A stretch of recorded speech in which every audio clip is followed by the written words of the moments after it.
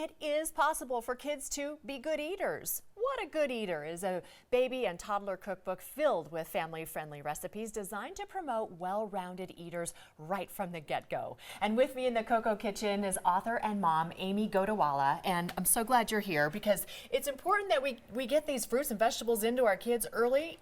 Yes. Because sometimes as adults we're like, why don't I like this? Yes. So can you really get kids and toddlers to eat healthier and appreciate kale and peas?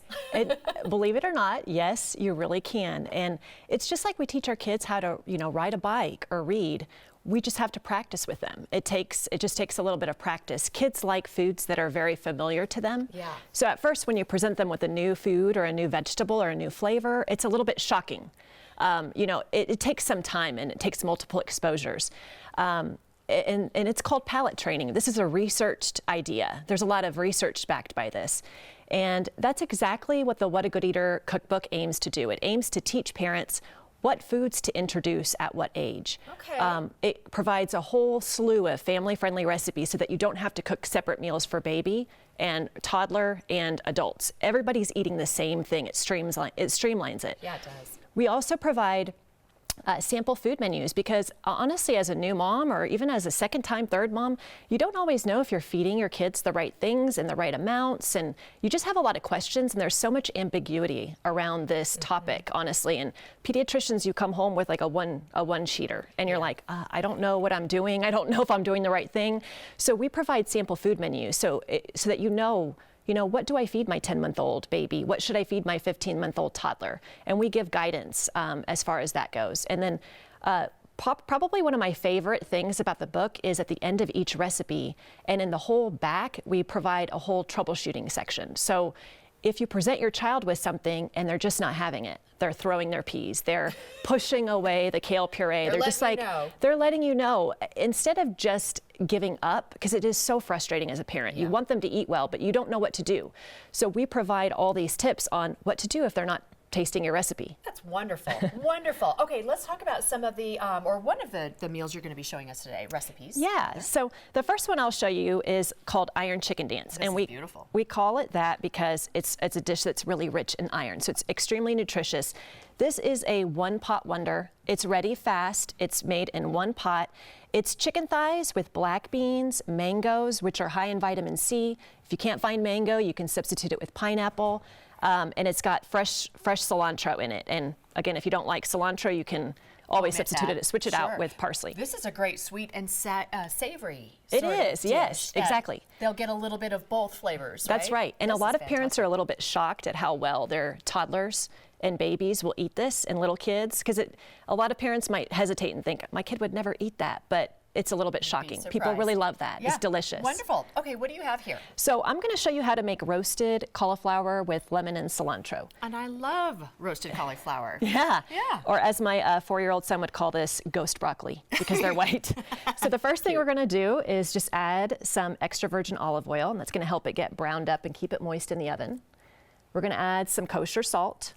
And if you're serving this to a baby, you can omit the salt if you want. Yeah. We're going to add some freshly ground pepper. You might see a look on their face. Whoa! It's just a little bit of light pepper. We're going to give this a big toss.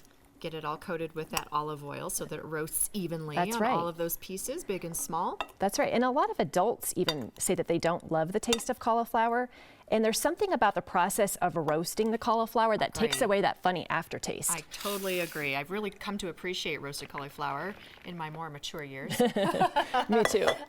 And it's going to go onto a sheet pan. We're going to put it into a single layer so that it roasts evenly. And then while you're doing that, you're going to put this in the oven, right? This is going to go into the oven, 350 degrees for about 30 minutes. Okay. While you're doing that, I want to ask you about your podcast. You've got a podcast. It's got a lot of information for parents now, doesn't it? It sure does.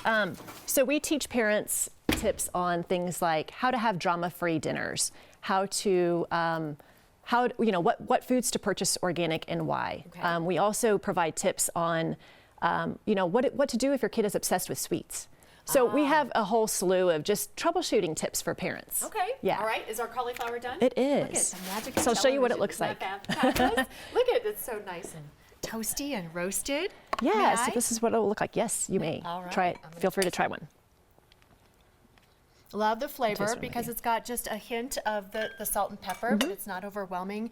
Yeah. You're right. With roasting a vegetable like cauliflower, which is just a little rough sometimes on its own, you can really.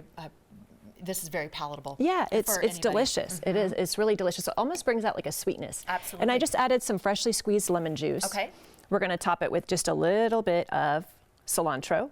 And cilantro has excellent health benefits. It's antibacterial. And you don't need much. You know, it has You a don't lot need of flavor much. in it. Don't like it, you can eliminate it or substitute it with parsley. And then you're going to laugh at how I serve this, but Oh. I love to serve this in a popcorn bowl. And the reason why is because when we did taste testing with this recipe, a lot of the kids were just tossing these white fluffy things into their mouth, and it looked like they were eating popcorn. And it was actually cauliflower. And it was cauliflower. The power of suggestion. There you go. How can we learn more about the book and all the recipes? And it sounds like you've just got some great tips in the book. Thank you. So you can learn more by going to whatagoodeater.com.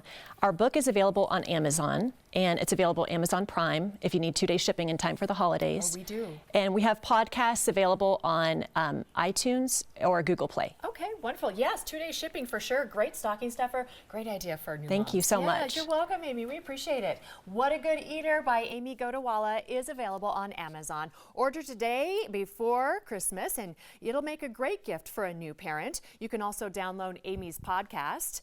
It's on iTunes or Google Play, and her website, which is easy to remember. It's called whatagoodeater.com.